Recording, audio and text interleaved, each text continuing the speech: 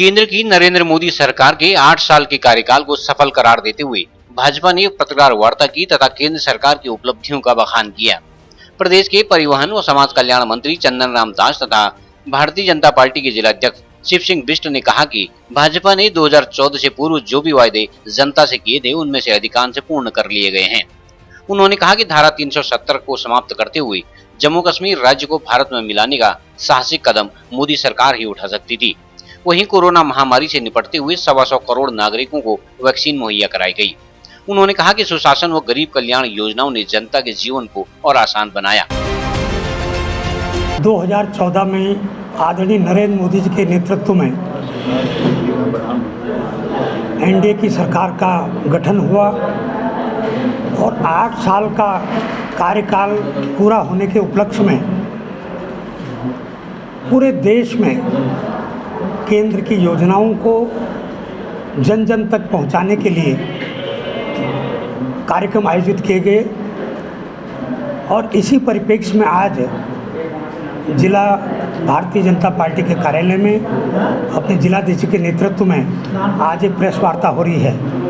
इसका मुख्य उद्देश्य सेवा, सुशासन और गरीब कल्याण योजनाओं को जन जन तक पहुंचाने का जो लक्ष्य हमको दिया है उस परिप्रेक्ष्य में आज बैठक और आज प्रेस हम कर रहे हैं।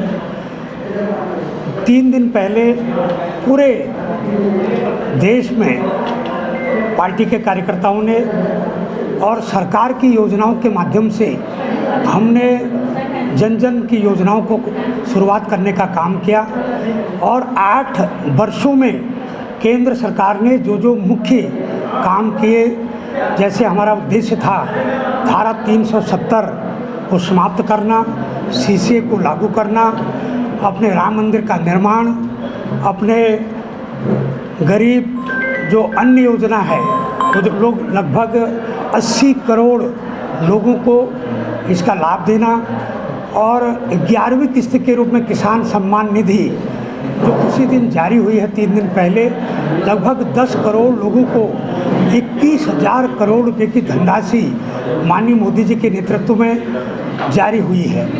मैं मानता हूं कि ये जो 8 साल का कार्यकाल है उस कार्यकाल में 2 साल लगभग कोरोना में भी गया, मगर कोरोना पीरियड में भी अपने मोदी जी का नेतृत्व, उनका मार्गदर्शन से चाहे हमने देश और विदेश में अपनी वैक्सीन को भेजने का काम किया, चाहे हमने पहली डोज, सेकंड डोज और जो बूस्टर डोज लगाने का काम किया। माननीय मोदी जी का ही निर्णय था कि उनके नेतृत्व में ये जो विश्वव्यापी जो कोरोना था उसको समाप्त करने में बहुत बड़ी मदद मिली है। उसके लिए हम देश के लोग मोदी जी के लिए कृतज्ञ हैं। उनके योजनाओं के कारण, चाहे वो प्रधानमंत्री आवास ग्रामीण हो, नगर हो, हर घर जल, हर घर नल की योजना हो, ऐसे बहुत सी योजनाओं के माध्यम से इस भारत के विकास के लिए एक नई पहचान देने का काम हमारे मोदी जी ने किया है। और जब 10 साल का कार्यकाल पूरा होगा, ये देश विश्व के अग्रणी देशों में गिना जाएगा। आज विश्व के सभी देशों का प्रतिनिधित्व आज अपने मोदी जी कर रहे हैं। अपने देश के लिए ये गौरवान्वित करने का क्षण है। हमने जो बालाकोट में जो हमने स्ट्राइक की है, एयर स्ट्राइक के माध्यम से आतंकवादियों को जो ख़त्म करने का काम किया, भारत की सेना को मजबूत करने का काम किया, ये दर्शाता है कि मोदी जी का नेतृत्व ऐतिहासिक है और भारत के प्रत्येक व्यक्ति के हित में है। हमारी योजनाएं जाति, धर्म, संप्रदाय से उठ के 130 करोड़ भारतीयों के लिए है। मैं चाहता हूं कि इन योजनाओं को हमारे पार्टी के कार्यकर्ता, हम सब लोग जन जन तक पहुंचाएं, उसका लाभ जनता को मिले। फेल और पास का मोहर लगाती है जनता। और 2 महीना पहले 5 राज्यों में सरकार आई, जिसमें 4 राज्यों में भारतीय जनता पार्टी की सरकार पुनः रिपीट हुई और एक राज्य था पंजाब, वहाँ भी कांग्रेस चली गई। तो जनता ने मोहर लगाई है, इसलिए महंगाई डीजल पेट्रोल के लिए हुई थी। मैं धन्यवाद दूंगा माननीय मोदी जी को। इसी बीच उन्होंने 9.5 रुपया प्रति लीटर डीजल, 7 रुपया प्रति लीटर पेट्रोल और 200 रुपया गैस के दाम कम किए हैं। और ये डीजल पेट्रोल के दाम कम करने से अन्य महंगाई भी काबू में आएगी।